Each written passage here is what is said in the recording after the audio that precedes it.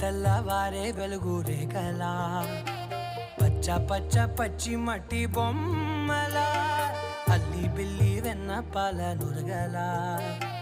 అచ్చ తెలుగు ఇంటి పూల కొమ్మలా దేవదేవుడే పంపగా ఇలా దేవతే మా ఇంట అడుగే పెట్టెనంట బ్రహ్మ కళ్ళలో కాంతులే మా అమ్మలా మా కోసం మళ్ళీ లాలి పాడేనంట.